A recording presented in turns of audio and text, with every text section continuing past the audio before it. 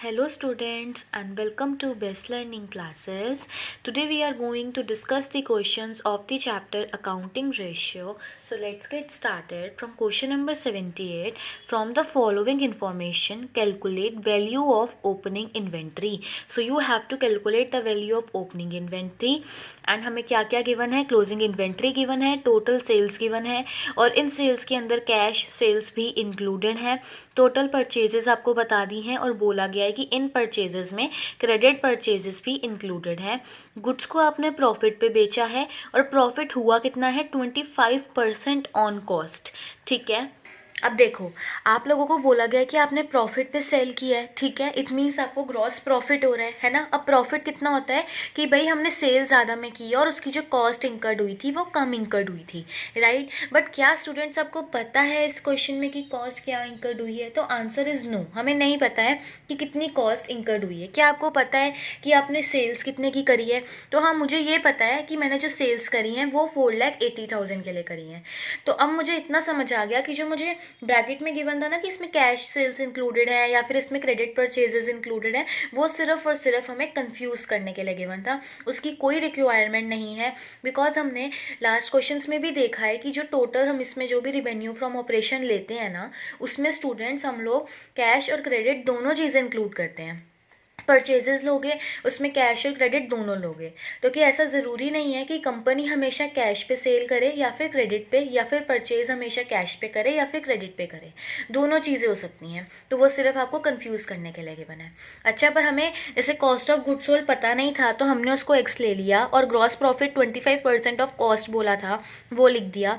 तो ये सॉल्यूशन करना ऐसे तो हमने बहुत सारे क्वेश्चन में देख लिया कि जैसे एक्स और एक्स वाले को साथ में ले लो तो या माइनस में है तो उधर जाके प्लस में चला जाएगा। देन इनको जब आप एलसीएम लेके सॉल्व करोगे तो ये 125/100 बनेगा। मुझे x की वैल्यू निकालनी है तो मुझे इस पूरे को उठा के इधर लेके जाना पड़ेगा। तो मैं क्या कर दूंगी, जो इधर होता है वो इक्वल्स टू के उस साइड जाके उसका रेसिप्रोकल हो जाता है।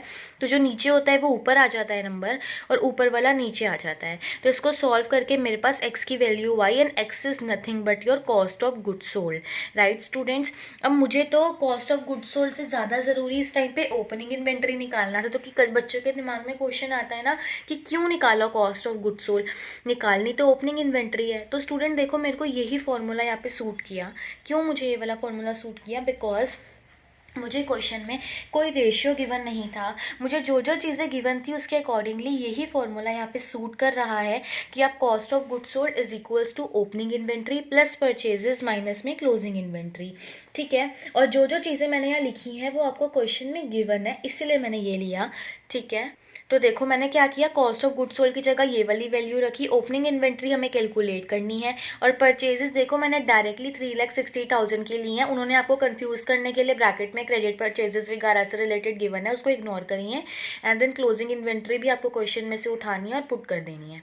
देन ये तो सिंपल मैथमेटिक्स है कि we need to find this, तो we need to take this to the other side. तो साइन चेंज हो जाएंगे तो प्लस की जगह माइनस हो जाएगा और माइनस की जगह प्लस हो जाएगा। एंड सॉल्व आउट करके आपके पास यहाँ पे ओपनिंग इन्वेंट्री की वैल्यू निकल जाएगी। अब देखो जैसे 79 क्वेश्चन है, तो 79 क्वेश्चन में आपको बोला गया है कि ओपनिंग और क्लोजिंग दोनों इन्वेंट्रीज कैलकुलेट करो। इस बार आपको इन्वेंट्री टर्नओवर रेशियो बता दिया, तो ये समझ आ गया कि हमें इस क्वेश्चन में ये रेशियो यूज करना पड़ेगा। ठीक है, टोटल सेल्स की वैल्यू बता दी, ग्रॉस प्रॉफिट रेशियो बता दिया और बोला गया है कि जो क्लोजिंग इन्वेंट्री है ना वो ओपनिंग इन्वेंट्री से 4,000 ज़्यादा है। तो मान लो कि अगर ओपनिंग इन्वेंट्री x है तो क्लोजिंग इन्वेंट्री x + 4,000 है, राइट। तो अब देखिए स्टूडेंट, आपको बोला गया है कि जो ग्रॉस प्रॉफिट रेशियो है, ठीक है, वो 25% है। इट मीन्स जो हमारा ग्रॉस प्रॉफिट हो गया वो 25% ऑफ सेल्स हो गया। ये चीज़ मैंने यहाँ पे मेंशन करी। और सेल्स क्या है, ये चीज़ हमें क्वेश्चन में गिवन है 2 लाख की है। तो इसको सॉल्व आउट करके 2 0 से 2 0 कैंसिल आउट हो गए एंड ने मल्टीप्लाई करके 50,000 की वैल्यू आपके पास आ गई। ठीक है, ये फॉर्मूला बहुत कॉमन है जो इन्वेंट्री टर्नओवर रेशियो में यूज़ होता है। बात आती है कि यूज़ करना क्यों है। देखो students, cost of goods sold आपको नहीं गिवन है, ये बात ठीक है, बट हमें बोला गया है कि ग्रॉस प्रॉफिट, देखो रेशियो हमने आपको बता दिया, रेवेन्यू फ्रॉम ऑपरेशन हमने आपको बता दिया, ठीक है, और आप हमें ओपनिंग और क्लोजिंग इन्वेंटरी बता दो। अब अगर मैं मेरे को ये पता है कि ये वाला फॉर्मूला मुझे यूज़ करना है, मैं अगर इसमें चली भी जाऊँ तो कोई फ़ायदा ही नहीं है, बिकॉज ना मेरे पास ये अवेलेबल है और ना ही मेरे पास ये अवेलेबल है। हाँ, ये इन्फॉर्मेशन मेरे को ज़रूर दे दी गई है कि ओपनिंग इन्वेंट्री से 4000 ज़्यादा है क्लोजिंग इन्वेंट्री, पर इसका यूज़ तो मैं तब तक नहीं कर सकती ना जब तक मेरे पास कॉस्ट ऑफ गुड्स सोल्ड ना हो, क्योंकि एक अगर फॉर्मूले में मेरे पास दो चीज़ें होंगी तो मैं थर्ड चीज़ उसमें से निकाल लूँगी। तो पहले मुझे दो चीज़ें तो चाहिए ना, तो ये निकालने के लिए मैं ये वाला फॉर्मूला यूज़ कर रही हूँ, ठीक है। ग्रॉस प्रॉफिट मैंने इसलिए निकाला सो दैट मैं ये निकाल सकूँ, और ये मैंने इसलिए निकाला सो दैट मैं यहाँ पुट करके एवरेज इन्वेंट्री निकाल सकूँ, और अगर मैं एवरेज इन्वेंट्री निकाल लूँगी तो मैं ओपनिंग और क्लोजिंग इन्वेंट्री भी निकाल लूँगी। तो ये सारी आपस में चीज़ें लिंक्ड हैं, ठीक है। तो यहाँ पर मैंने सारी वैल्यूज़ पुट करके कॉस्ट ऑफ गुड्स सोल्ड की वैल्यू निकाल ली, ठीक है। उसके बाद हमने क्या किया, हम यहाँ पे आए, कॉस्ट ऑफ गुड्स सोल्ड की जगह वैल्यू रखी, inventory turnover ratio 5 times given था वो रख दिया, और एवरेज इन्वेंट्री में मैंने opening inventory plus closing inventory divide by 2 कर दिया। अब मैंने आपको बताया था कि ये जो जैसे 2/1 होता है तो इसका रेसिप्रोकल हो जाता है, तो ये 2/1 की जगह 1/2 बन जाता है। और अगर सिंपल शब्दों में देखें तो हम सीधा इसको उठा के या ऊपर वाले नंबर के साथ आके मल्टीप्लाई कर देते हैं, तो वो मैंने यहाँ पे इसको कर दिया, ठीक है। और उसके बाद यहाँ पे क्या हुआ, x plus x student 2x हो गया, प्लस 4000 हमने एज इट इज़ रखा।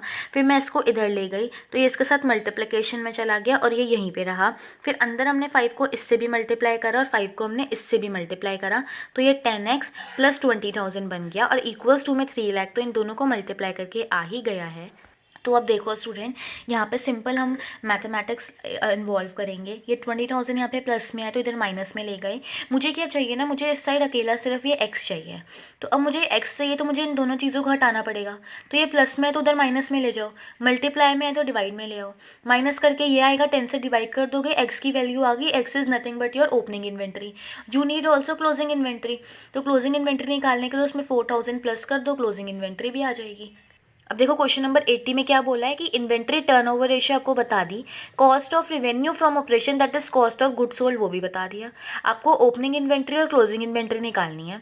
वो बोल रहे हैं कि जो क्लोजिंग इन्वेंट्री है ना वो 2.5 times more then in the beginning है, मतलब जो क्लोजिंग इन्वेंट्री है वो 2.5 टाइम्स ज़्यादा है ओपनिंग इन्वेंट्री से, राइट। तो अब देखो स्टूडेंट, हमने क्या किया, हमने ओपनिंग इन्वेंट्री को x ले लिया। देखो बात बार बार यही आती है कि हम किस चीज़ को x ले, यही नहीं समझ आता। देखो जिस चीज़ पे दूसरी चीज़ डिपेंडेंट हो, जैसे क्लोजिंग इन्वेंट्री ना ओपनिंग इन्वेंट्री पे डिपेंडेंट है, इसलिए मैंने ओपनिंग इन्वेंट्री को x लिया, ठीक है। तो इस तरीके से आपको सोचना है और उसको लिखना है, ठीक है। फिर उन्होंने हमें बोला था कि 2.5 times more than that of the beginning, मतलब ओपनिंग इन्वेंट्री के 2.5 टाइम्स है, 2.5 टाइम्स ज़्यादा है। अब 2.5 टाइम किससे ज़्यादा है, ओपनिंग इन्वेंट्री से ही 2.5 टाइम ज़्यादा है, मतलब 3.5 हो गया, ठीक है ना। अब इन्वेंट्री टर्नओवर रेशियो क्यों लिखा, तो कि क्वेश्चन में गिवन था, इसका यूज़ तो होगा ही, है ना। अब वो gross profit revenue from operation minus cost वाला फॉर्मूला क्यों नहीं लिखा, क्योंकि cost of goods sold directly given था, ठीक है। अब मैंने क्या किया, कॉस्ट ऑफ गुड्स सोल्ड की वैल्यू रखी, इन्वेंट्री टर्नओवर रेशियो की वैल्यू रखी, और opening plus closing divide by 2 कर दिया। देन अगेन हमने वही चीज़ इन्वॉल्व करी कि ये देखो इन दोनों को प्लस करके क्या आएगा, 4.5 आ जाएगा ना, 4.5x है ये, ठीक है ना। तो ये 4.5x को मैं यहाँ पे ले गई, और ये जो नीचे होता है ये यहाँ पे मल्टीप्लाई में आ जाता है, उसको आप यहाँ ले आए। अब मुझे x की वैल्यू निकालनी है तो मुझे इन दोनों चीज़ों को हटाना पड़ेगा। दोनों चीज़ें मल्टीप्लाई में है तो दोनों ही डिवाइड में आ जाएंगी। देखो ये तो ऐसा सिंपल मैथ्स है जो आई थिंक मुझे अभी बताने की नीड भी नहीं है, but still I am explaining you, okay. तो इसको आप लोग सॉल्व करोगे तो आपके पास ओपनिंग इन्वेंट्री आ जाएगी, because x is nothing but your opening inventory. And then closing inventory निकालने के लिए आप उसको 3.5 से मल्टीप्लाई कर दीजिए, तो आपके पास क्लोजिंग इन्वेंट्री भी निकल के आ जाएगी, राइट। अब देखो 81 क्वेश्चन में आपको क्या बोला गया है, बोला है कि 3 lakh cost of revenue from operation, मतलब कॉस्ट ऑफ गुड्स सोल्ड आपको बता दिया, इन्वेंट्री टर्नओवर रेशियो आपको बता दी। वो बोल रहे हैं कि जो ओपनिंग इन्वेंट्री है वो 2 टाइम्स ज़्यादा है क्लोजिंग इन्वेंट्री से, तो आपको ओपनिंग और क्लोजिंग इन्वेंट्री की वैल्यू निकालनी है। अब देखो इस बार क्या हुआ कि जो ओपनिंग इन्वेंट्री है ना वो क्लोजिंग इन्वेंट्री पे डिपेंडेंट हो गई, इसलिए मैंने क्लोजिंग इन्वेंट्री को इस क्वेश्चन में एक्सलेट कर लिया। उन्होंने बोला कि वो 2 टाइम्स ज़्यादा है क्लोजिंग इन्वेंट्री से, तो मतलब 3x हो गया। अब इन्वेंट्री टर्नओवर रेशियो का फॉर्मूला क्या होता है, cost of goods sold divide by average inventory. ये गिवन था तो मैंने ये लिख दिया। मुझे cost of goods sold directly given है तो मुझे कोई और फॉर्मूला यूज़ करने की नीड नहीं है, ठीक है। तो अब मैंने क्या किया, opening plus closing divide by 2 लिखा। अगेन वही सेम चीज़ें यूज़ होंगी। ये यहाँ पे डिवाइड में है, इसको यहाँ मल्टीप्लाई में ले आइए, यहाँ डिवाइड में है, इसको इस साइड मल्टीप्लाई में ले जाइए। अब मुझे क्या चाहिए स्टूडेंट, मुझे x की वैल्यू निकालनी है, तो मुझे दोनों चीज़ें यहाँ से हटानी है। दोनों मल्टीप्लाई में है तो यहाँ डिवाइड में आ जाएंगी। देखिए 2 सा 4 हो जाएगा, देन आप उसको और सिंप्लीफाई करेंगे, ठीक है। देन इसको 8 से कैंसिल आउट करेंगे तो आपके पास ये वैल्यू निकल के आ जाएगी, ठीक है। एंड ओपनिंग इन्वेंट्री कैसे आएगा, 3x, मतलब 3 से मल्टीप्लाई करके आपके पास ओपनिंग इन्वेंट्री की भी वैल्यू निकल जाएगी। 82 क्वेश्चन में देखिए क्या बोला है। इस पर अब हमारे ट्रेड रिसीवेबल टर्नओवर रेशियो के क्वेश्चन स्टार्ट हो गए हैं। वो बोल रहे हैं कि credit revenue from operation that is net credit sale, student ये है, डेटर्स ये हैं, बिल रिसीवेबल्स ये हैं, आपको trade receivable turnover ratio calculate करना है, राइट। अब देखो हर एक चीज़ को ना लॉजिकली सोचा करो कि अगर ऐसा हो रहा है तो ऐसा क्यों हो रहा है। अब मैंने आपने वहाँ पे देख क्या लिखा होगा, इग्नोर प्रोविजन फॉर डेट्स। अब बात आती है कि क्यों इग्नोर करना है। देखो स्टूडेंट, आपको ट्रेड रिसीवेबल टर्नओवर रेशियो निकालना है, यहाँ पे हमें दोनों चीज़ें चाहिए, तो प्रोविजन फॉर डाउटफुल डेट का कोई यूज़ ही नहीं है, कहीं पर रिक्वायरमेंट ही नहीं है, तो उसको इग्नोर ही करोगे, ठीक है। अब बात आती है ma'am how do we calculate average trade receivable. देखो स्टूडेंट, ट्रेड रिसीवेबल के अंदर ना दो चीज़ इंक्लूड होती हैं, बिल रिसीवेबल और डेटर। ट्रेड पेबल की बात करोगे तो उसमें आप बिल पेबल और क्रेडिटर इंक्लूड करोगे, ठीक है। ट्रेड रिसीवेबल ब्रॉड टर्म है, उसके अंदर डेटर्स और बिल रिसीवेबल इंक्लूड होते हैं। तो मुझे क्वेश्चन में जो कि स्टार्टिंग है तो दोनों चीज़ें गिवन है, तो मैंने इन दोनों को प्लस करके एवरेज ट्रेड रिसीवेबल निकाल लिया। ट्रेड रिसीवेबल टर्नओवर रेशियो निकालने के लिए जो दो चीज़ें मुझे चाहिए थी वो दोनों मुझे डायरेक्टली क्वेश्चन में दिख गई, मैंने वैल्यू पुट कर दी और अपना रेशियो कैलकुलेट कर लिया। अब ऐसे ही देखिए 83 क्वेश्चन में भी सेम रेशियो निकालना है हमें डेटर्स की ओपनिंग क्लोजिंग बैलेंस गिवन है, बिल रिसीवेबल की ओपनिंग क्लोजिंग बैलेंस गिवन है, प्रोविजन फॉर डाउटफुल डेट जैसे कि मैंने कहा you have to ignore, total sales given है, सेल्स रिटर्न गिवन है और कैश सेल्स गिवन है, ठीक है। देखो वो क्या बोल रहे हैं, हिंट में भी उन्होंने आपको दे दिया कि provision for doubtful debt is not deducted to calculate trade receivable turnover ratio. मतलब student provision for doubtful debt ना हमें नहीं लेना है, ठीक है, unless specified in the question, right. Now you have to keep some things in your mind. अब दिमाग में क्वेश्चन आता है कि ma'am here we have taken simply both the values and add them and find the value of average trade receivable, then why do we need to divide by 2 here। तो student देखो, जब आपको opening और closing चीज़ें given हो, ठीक है, तो इन दैट केस आपको उसको 2 से डिवाइड करना पड़ेगा, ठीक है, एवरेज निकालने के लिए। तो कि नाम से ही समझ आ रहा है कि आपको एवरेज निकालना है। बट अगर ओपनिंग और क्लोजिंग गिवन ही नहीं है तो हमें क्या पता भाई ओपनिंग और क्लोजिंग क्या था, तो डायरेक्टली प्लस कर दो। हाँ अगर गिवन है तो इग्नोर नहीं करना, फिर एवरेज जरूर निकालो। तो ये फॉर्मूला यूज हो रहा है। देखो ओपनिंग और क्लोजिंग, अब आपको अगर आप ऐसे करना चाहो कि ओपनिंग डेटर और ओपनिंग ट्रेड रिसीवेबल को एक साथ करके 2 से डिवाइड कर दो और क्लोजिंग डेटर और क्लोजिंग ट्रेड रिसीवेबल को एक साथ करके 2 से डिवाइड कर दो, that is also correct, okay.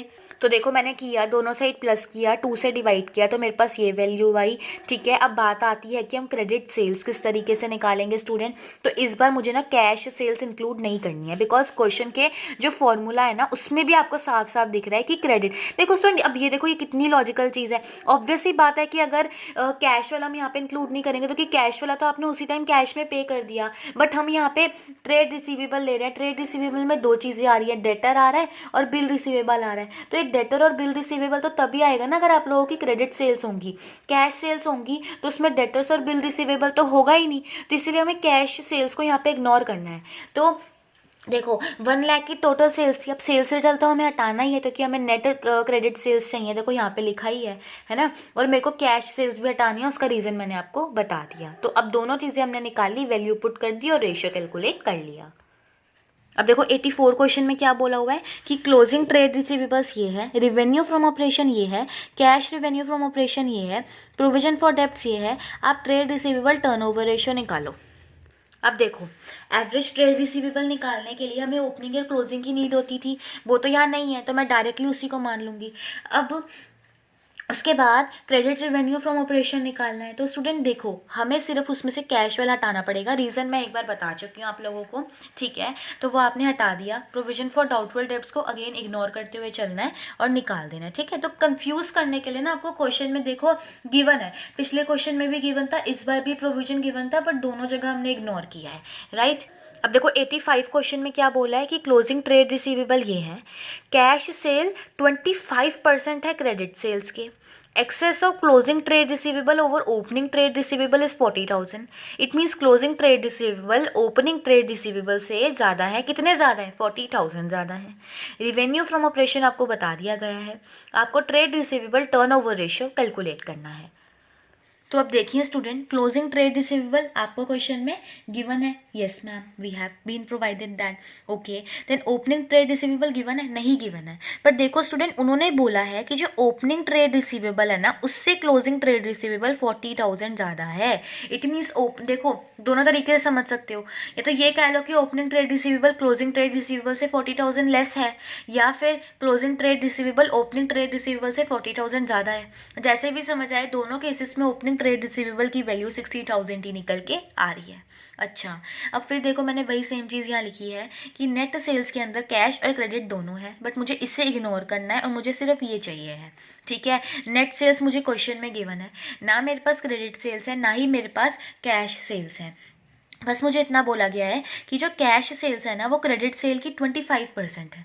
अब जैसे कि कैश सेल्स क्रेडिट सेल्स पर डिपेंडेंट है, इसलिए मैंने क्रेडिट सेल की वैल्यू को एक्सलेक्ट किया। मेरी एक एक बात ध्यान से सुना करो, उससे अप्लाई किया करो, क्वेश्चन में गलती नहीं होगी, ठीक है। क्योंकि मैं जो एक बार बोल देती हूँ, मैं वही सेम चीज़ हर बार यूज़ करती हूँ, तो आपके दिमाग में वो बैठ जाएगी, ठीक है। इसीलिए मैंने यहाँ पे एक्स क्रेडिट सेल्स को लिया, उसका 25% मैंने कैश सेल्स को ले लिया, और नेट सेल्स मुझे क्वेश्चन में गिवन थी। फिर मैंने यहाँ पे एलसीएम लिया। देखो यहाँ पे अगर आप एलसीएम लोगे तो ये 100 आ जाएगा, देन 25x प्लस 100x बन जाएगा, तो ये 125x अपॉन में 100 आ जाएगा।